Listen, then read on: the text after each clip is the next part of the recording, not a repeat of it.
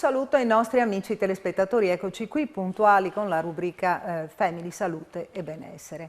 È tornato a trovarci oggi il presidente dell'Ordine dei Medici di Udine, il dottor Gianluigi Tiberio. Grazie per essere tornato con noi. Grazie a voi. Evidentemente è stato volentieri nella scorsa puntata, sì, no, la scorsa settimana. È sempre un'ottima accoglienza la nostra. Abbiamo fatto una chiacchierata, lo ricordiamo, sulla situazione vaccini. Oggi invece parliamo della situazione che praticamente ci troviamo in un vero e proprio problema che assumerà toni ancora più importanti nel prossimo futuro, ma in un futuro abbastanza vicino, la carenza di medici, soprattutto la carenza di medici di famiglia. Perché i neolaureati non scelgono la strada del medico di famiglia, cioè di fare il medico di famiglia? Quali sono le difficoltà? Lei adesso ha avuto le prove, no? Perché recentemente l'Ordine si è riunito per iscrivere le nuove leve, i neolaureati. E quanti su 40 hanno alzato la mano per fare il medico? Su 40 uno? Abbiamo avuto uno come seconda scelta, non come prima seconda scelta, quindi questo è estremamente significativo. Questo è stato molto significativo ed è anche preoccupante, se vogliamo. Noi sappiamo che da qui ai prossimi mesi, per non dire i prossimi anni, che ci troveremo con una grave difficoltà sul territorio, in quanto molti colleghi sono in procinto di andare in pensione.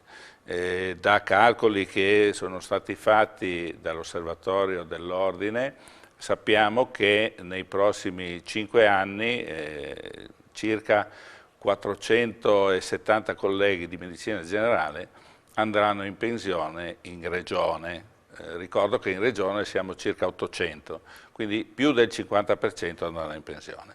Questo significa che ci troveremo veramente con un problema grossissimo che riguarda la sostituzione di questi colleghi. Ecco, mi tolgo una curiosità, quindi nel frattempo, entro 5 anni, quanti sono i medici che riusciranno a essere pronti attraverso appunto le scuole di specialità per poter ricoprire questi incarichi? Adesso, il numero adesso, non c'è, perché se facciamo adesso i calcoli... come adesso il numero non c'è, perché stanno frequentando l'anno scorso a livello della scuola di specialità del Ceformed di Monfalcone, sono 40 colleghi. Questi 40 colleghi diciamo, vengono formati in 3 anni, quindi ci ritroveremo con questo numero diciamo, fra 2 anni, se hanno iniziato l'anno scorso.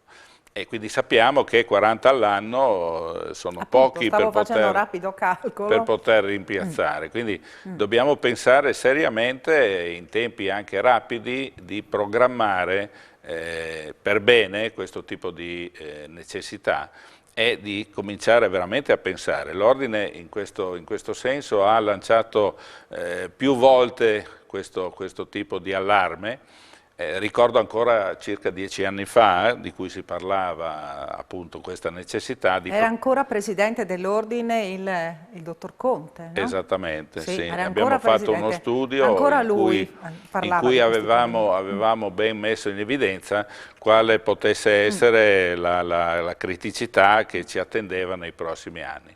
È una criticità nazionale, quindi le necessità di mettere atto in pratica quelli che sono i correttivi ci sono anche a livello nazionale, ma a livello regionale stiamo già vedendo delle situazioni estremamente delicate. Personalmente io lavoro nella Bassa Friulana e abbiamo avuto recentemente 2 colleghi che per limiti di età sono andati in pensione e ci siamo trovati a non avere nessun collega giovane disponibile a diciamo, venire a sostituire, tant'è che i pazienti che erano diciamo, di questi colleghi abbiamo dovuto dare disponibilità ad aumentare la quota di assistenza e quindi ci troviamo a lavorare in condizioni di maggiore stress in una situazione ancora difficile legata alla pandemia. Ecco, per rendere più appetibile la figura del medico di famiglia, perché effettivamente c'è anche questo, no, alla base. Sì, c'è una situazione che... Una figura che va ripensata. È una figura che va rimodulata, se ne parla ormai da tantissimi anni, perché proprio il medico di famiglia discende dal medico condotto che ormai lavorava 50 anni fa, e la riforma del 78-80 ha determinato un certo tipo di modifica che ha portato al medico di famiglia attuale, ma si parla ormai da tanti anni di cambiare le politiche sanitarie sul territorio, ma di fatto non abbiamo ancora strutturato in maniera corretta quello che dovrebbe essere diciamo così, l'assistenza sul territorio. L'ospedale è stato rimodulato, ma l'assistenza sul territorio è ancora in lenta e progressiva, ma piuttosto lenta, modifica. Ecco, perché anche guardando dal di fuori, no? Si sentono i cittadini, c'è chi dice ah, per fortuna che ho quel medico lì piuttosto che quell'altro. Ancora cioè, non c'è una visione, no, complessiva diciamo che della funzionalità appunto del medico di famiglia ha ancora la caratteristica di essere il medico di fiducia. Si chiama medico di famiglia appunto per questo, è il medico che Però conosce... in molti casi è decaduta questa sensazione, in tanti casi no. Ma personalmente no, io... per lei no, lo sappiamo no, bene. ma voglio dire... Poi ci sono chiaramente le simpatie, le antipatie, quello è poco... Questo senz'altro, però si nota quando il medico di famiglia va in ferie che dal sostituto vanno le persone che hanno necessità. Quelle che hanno proprio necessità. Ecco, e quando rientra dalle ferie si ritrova con lavoro arretrato e deve recuperare, quindi questo meccanismo è un meccanismo ormai ben conosciuto. Quello che invece forse andrebbe rimodulato è la valutazione che il medico di famiglia non può continuare a lavorare da solo. Il medico di famiglia è un collega che deve dare delle risposte a numerose esigenze del cittadino. Gran parte di queste esigenze sono diventate esigenze di tipo burocratico e quindi il lavoro del medico è diventato un lavoro che ruba tempo alla clinica. Ecco, questo rubare tempo alla clinica forse va rivisto un momentino e va liberato il medico da attività che possono essere svolte da collaboratori di studio piuttosto che da infermieri o piuttosto che da altre persone, e il medico deve ritornare a fare il medico. Questa è la traccia che va seguita. Ecco, tempo fa abbiamo avuto ospite il dottor Ezio Beltrame e quindi abbiamo parlato con lui delle aggregazioni funzionali. Quindi aggregazioni funzionali può essere una delle soluzioni? Allora, l'aggregazione funzionale è una delle soluzioni messe in atto e che sta cambiando di fatto il modo di agire sul territorio. Questo perché il medico si ritrova a condividere degli obiettivi di salute assieme ai colleghi che gravitano nella stessa zona, in principal modo il distretto. Quindi è un sistema di lavorare in squadra per condividere degli obiettivi comuni.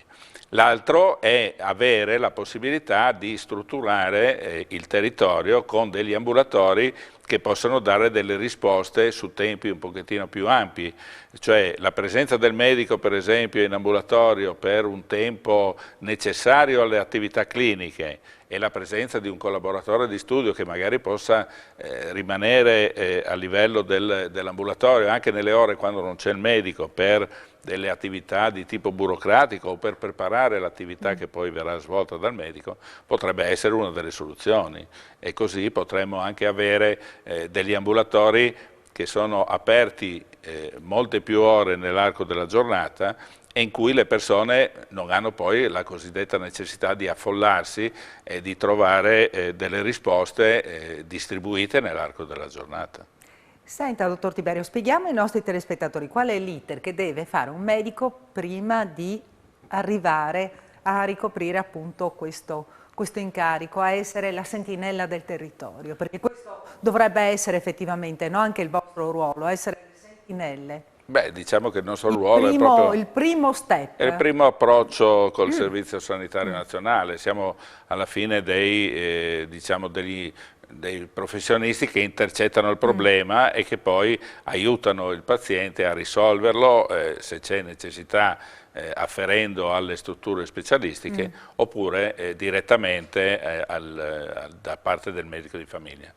Per diventare medico di famiglia bisogna essere laureati, quindi compiere il percorso di studi di 6 anni, successivamente fare un concorso per entrare nella scuola di specialità di medicina generale, che dura 3 anni, che è una scuola di formazione che ha delle borse di studio, ma che sono ridotte rispetto alle borse di studio che possono essere percepite facendo la specializzazione nelle altre specialità, per esempio oculistica, per esempio chirurgia. E poi alla fine del percorso specialistico devono iscriversi a una graduatoria, la graduatoria che però è valida per l'anno successivo. E quindi dall'inizio, diciamo, dell'ingresso nella scuola di specialità alla attività lavorativa passano praticamente 5 anni.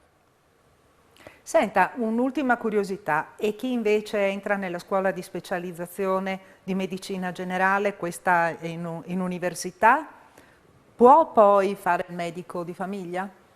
No, la scuola di specialità è una scuola di specialità non universitaria. Ecco, no, ma dico, quella invece universitaria. Non esiste, no, non c'è la possibilità. Per fare il medico di famiglia bisogna avere esclusivamente eseguito la scuola di specialità. Sì, perché è una specialità ben definita, non è, diciamo, possibile improvvisarla, anzi trovo che sia estremamente difficile adesso, come adesso, se un collega viene nel mio studio, non credo che, come se io vado nel suo, insomma, no? Però voglio dire, il mio lavoro è un lavoro molto specifico che deve essere, diciamo, sottoposto a notevole training prima di. E comunque era per rimarcare 40 persone all'anno escono, e quindi era solo per rimarcare questo. 40 persone all'anno è un numero troppo esiguo, dobbiamo veramente pensare di mettere mano alla programmazione. Su questo l'Ordine è a disposizione di dare il suo contributo. Bene, ringraziamo il dottor Gianluigi Tiberio, che ricordiamo essere presidente dell'Ordine dei Medici di Udine. Grazie per essere stato con noi, speriamo di averla ancora, so che appunto lei è pieno di impegni, però io spero di averla ancora qui per aggiornarci un po' sulla situazione, come sta evolvendo. Grazie molto. Bene, grazie anche ai nostri amici telespettatori per averci seguito e noi ci vediamo la prossima settimana, martedì prossimo, sempre alla stessa ora, con la rubrica Family, Salute e Benessere. Arrivederci.